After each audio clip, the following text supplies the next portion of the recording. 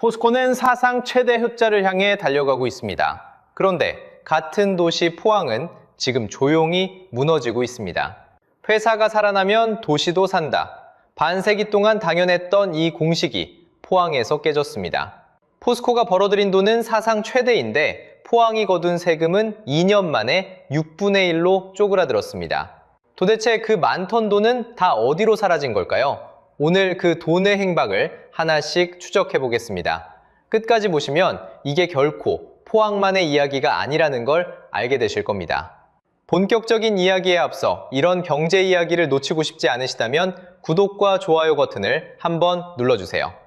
평일 낮 포항 중앙상가입니다. 한때 이 거리는 퇴근길 인파로 가득 찼습니다.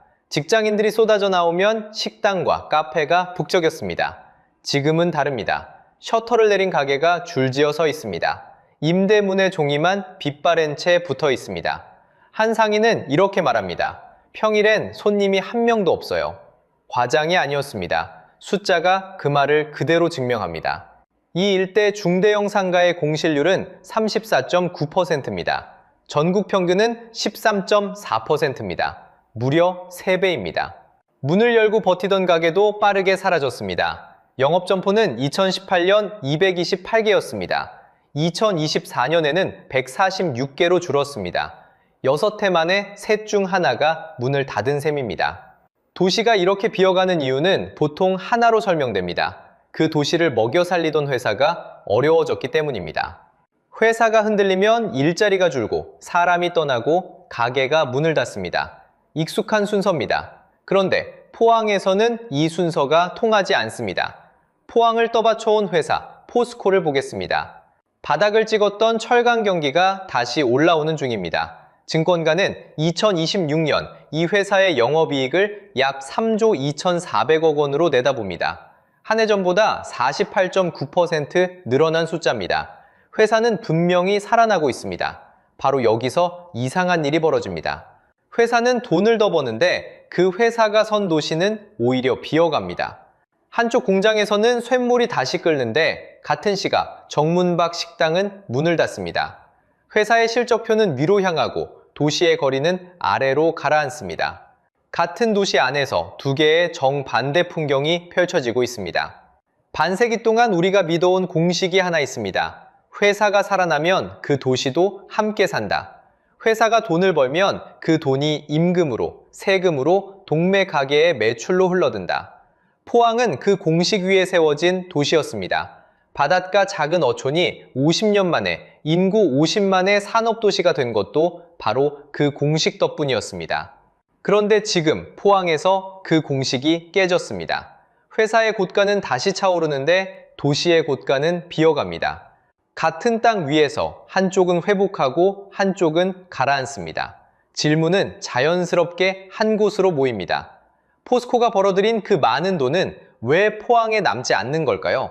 분명히 이 도시에서 쇳물을 뽑아 번 돈입니다. 그런데 그 돈의 온기는 정작 도시에 닿지 않습니다.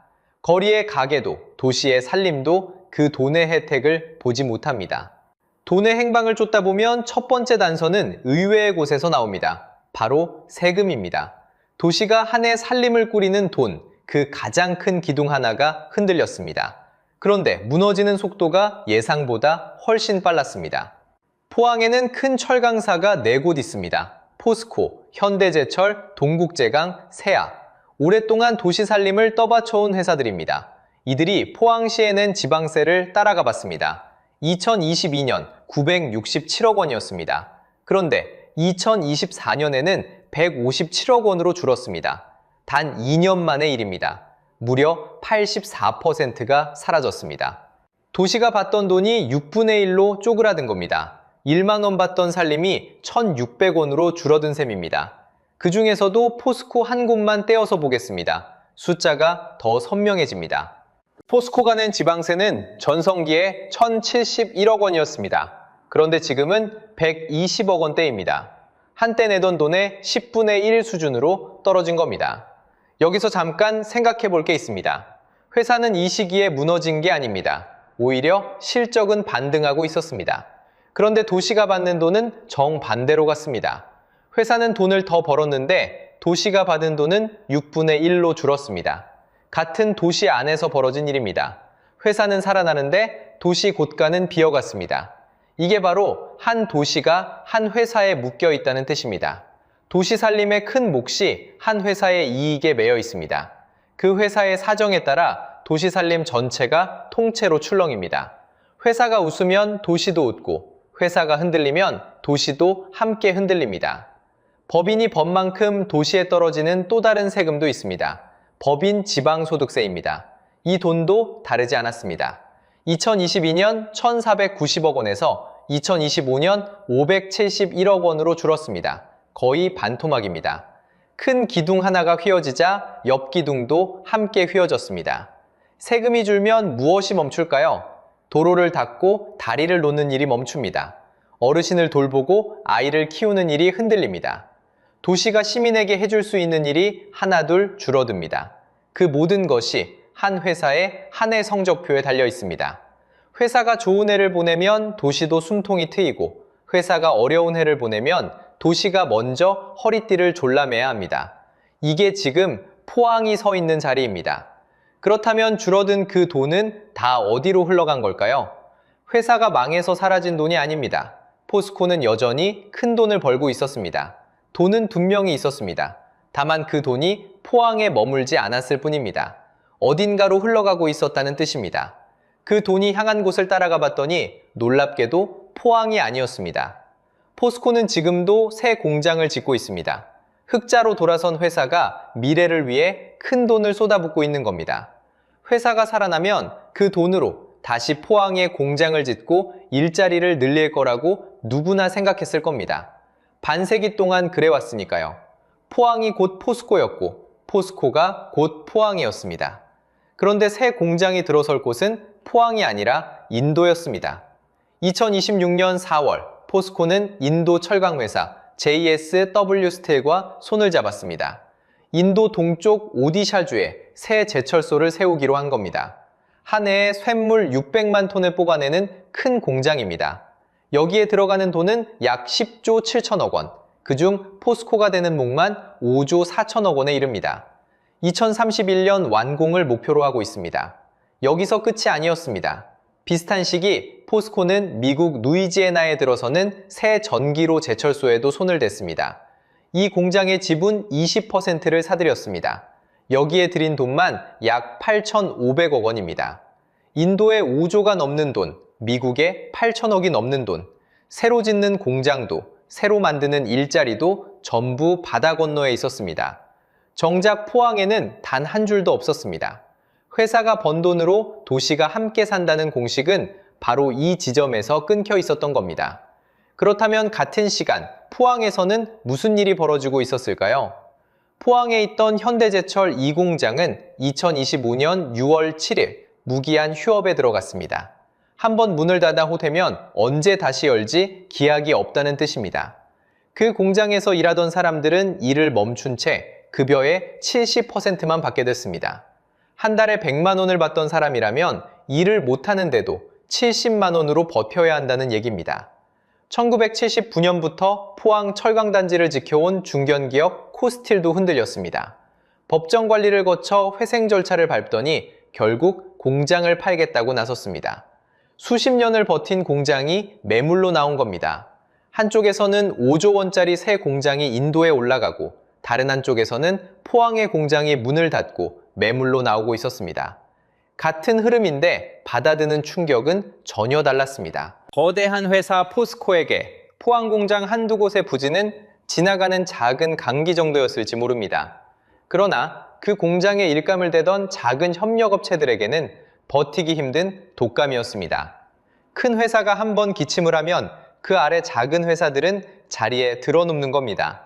이렇게 휴업과 폐업이 도미노처럼 번지면서 포항을 떠받치던 일자리는 하나둘 빠져나가기 시작했습니다. 새 공장은 인도와 미국으로 갔고 있던 공장은 문을 닫았습니다. 돈도 일자리도 포항 바깥으로 향하고 있었던 겁니다. 하지만 이건 결과일 뿐입니다. 돈을 굳이 포항 밖으로, 그것도 바다 건너로 밀어낸 진짜 힘은 따로 있었습니다. 자, 이제 흩어진 단서를 맞춰보겠습니다.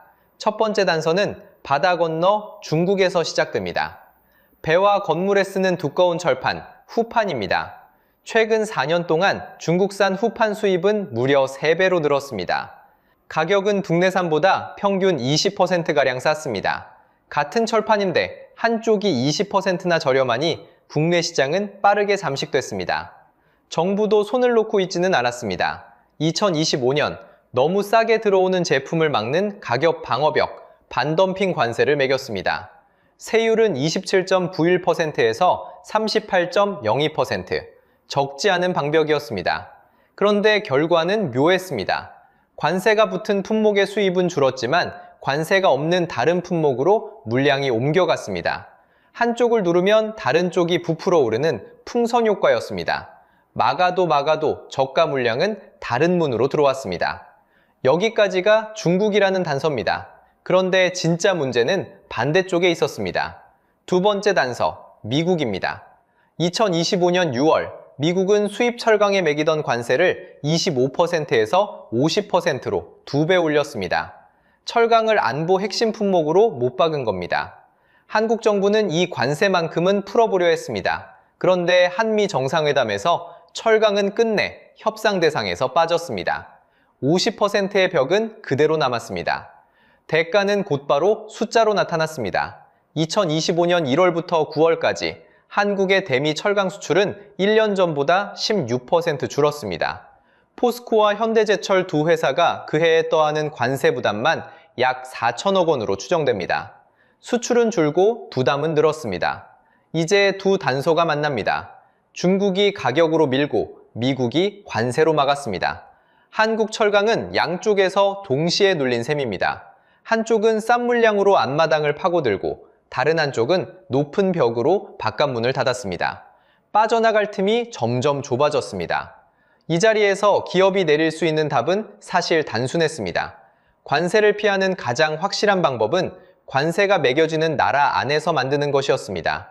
그래서 돈은 50% 벽 안쪽인 미국으로 향했습니다. 그리고 또 다른 돈은 인도 같은 성장 시장으로 흘러갔습니다. 기업 입장에서는 지극히 합리적인 선택이었습니다. 다만 그 선택의 대가는 공장이 빠져나가는 포항이 고스란히 치렀습니다. 포항이 처한 현실은 이 두 단서만이 아니었습니다. 넘쳐나는 전 세계 철강 공급, 중국산 저가 공세, 탄소를 줄이는 데 드는 막대한 비용, 그리고 치솟는 산업용 전기료까지 4가지 짐이 한꺼번에 도시를 짓눌렀습니다. 도시 산업의 약 80%가 철강 하나에 매달려 있는 곳에서 이 무게는 곧 도시 전체의 무게였습니다. 그렇다면 포항에 남은 희망, 2차 전지는 이 도시를 구할 수 있을까요? 여기에도 함정이 있었습니다. 희망은 분명히 있었습니다. 포항에는 2차 전지 특화단지가 들어섰습니다. 에코프로, 포스코 퓨처엠 같은 기업들이 2027년까지 약 14조 원을 쏟아붓습니다. 2030년에는 배터리의 핵심 소재인 양극재를 한 해 100만 톤까지 만들겠다는 목표입니다. 철강이 흔들리자 도시는 다음 먹거리를 찾아냈습니다. 숫자도 이 희망을 받쳐줍니다. 포항 수출에서 배터리가 차지하는 비중을 보겠습니다. 2015년에는 단 1%였습니다. 그런데 2023년에는 38.5%까지 올라섰습니다. 8년 만에 거의 40배입니다. 철강의 도시가 배터리의 도시로 갈아타는 듯 보였습니다. 그런데 여기서 한 가지 질문이 남습니다. 공장이 들어서면 사람도 함께 들어올까요? 첨단 공장은 짓는 동안에는 사람이 북적입니다. 건설 인력이 몰려들기 때문입니다. 하지만 공사가 끝나면 그 인력은 빠져나갑니다. 그리고 자동화가 많은 첨단 공장은 정작 그 뒤에 계속 남아 일할 일자리가 기대만큼 늘지 않았습니다. 공장의 불은 켜졌습니다. 그런데 그 불빛 아래에서 일할 청년은 도시를 떠나고 있었습니다. 숫자가 이 착시를 그대로 보여줍니다. 포항이 최근 10년간 잃은 인구, 그 순유출의 약 90%가 청년이었습니다. 도시를 떠난 10명 중 9명이 젊은 사람이었다는 뜻입니다. 인구 자체도 무너졌습니다. 1995년 포항 인구는 51만 명이었습니다. 그러나 2025년 49만 선이 깨졌습니다. 48만 명대로 내려앉은 겁니다. 48만 명대로 돌아간 건 35년 만의 일이었습니다. 여기에 노인 비중을 뜻하는 고령화율은 20%를 넘어섰습니다. 청년은 떠나고 도시는 늙어갔습니다. 새 산업은 들어왔지만 청년은 오히려 더 빠르게 빠져나갔습니다. 상황이 여기까지 오자 정부도 움직였습니다. 2025년 8월, 포항은 산업위기 선제 대응 지역으로 지정됐습니다. 도시가 위험하다는 공식 경고였습니다. 같은 해 11월에는 철강 산업을 지키기 위한 이른바 K스텝법이 국회 문턱을 넘었습니다. 그러나 이 모든 대책은 떠난 청년을 다시 불러오지는 못했습니다. 그리고 이 패턴은 포항만의 일이 아닙니다. 새 산업이 들어와도 사람이 남지 않는 도시, 공장은 돌아가는데 인구는 비어가는 도시. 지금 이 순간에도 전국 곳곳에서 같은 일이 벌어지고 있습니다. 그래서 마지막으로 가장 중요한 질문 하나만 남겨두겠습니다. 지금까지 우리가 쫓아온 단서들을 한 줄로 이어보겠습니다. 회사는 사상 최대 흑자를 향해 가는데 도시는 무너졌습니다. 도시 살림을 떠바치던 세금은 2년 만에 6분의 1로 빠졌습니다. 그 돈으로 지은 새 공장은 포항이 아니라 인도와 미국으로 갔습니다. 중국은 가격으로 밀고 미국은 관세로 막으니 기업은 밖으로 나가는 게 더 합리적이었습니다. 그리고 마지막으로 도시를 떠받칠 청년들이 가장 먼저 짐을 쌌습니다. 따로 떨어진 사건처럼 보였지만 사실은 하나로 연결된 구조였습니다. 이건 우리만 처음 겪는 일이 아닙니다. 미국 디트로이트는 한때 자동차 하나로 미국에서 손꼽히는 부자 도시였습니다. 그 산업이 흔들리자 도시는 수십 년에 걸쳐 텅 비어갔습니다. 포항의 철강 의존도는 약 80%. 디트로이트가 걸어간 그 길을 지금 포항이 따라 걷고 있는 셈입니다. 여기서 우리가 기억해야 할 사실은 단 하나입니다. 한 도시를 먹여 살리던 단 하나의 산업이 흔들리면 도시 전체가 함께 가라앉는다는 것입니다. 그래서 마지막 질문을 여러분께 드리겠습니다. 여러분이 사는 도시를 떠받치는 단 하나의 회사 혹은 단 하나의 산업은 무엇입니까? 만약 그것이 흔들린다면 그 도시는 과연 몇 년이나 버틸 수 있을까요? 포항의 오늘은 어쩌면 내일의 우리 도시일지도 모릅니다. 여러분이 사는 도시는 무엇으로 먹고 삽니까? 댓글로 꼭 알려주세요. 같은 고민을 하는 분들과 함께 답을 찾아보고 싶습니다. 이런 이야기를 놓치고 싶지 않으시다면 구독과 좋아요로 함께 해주세요.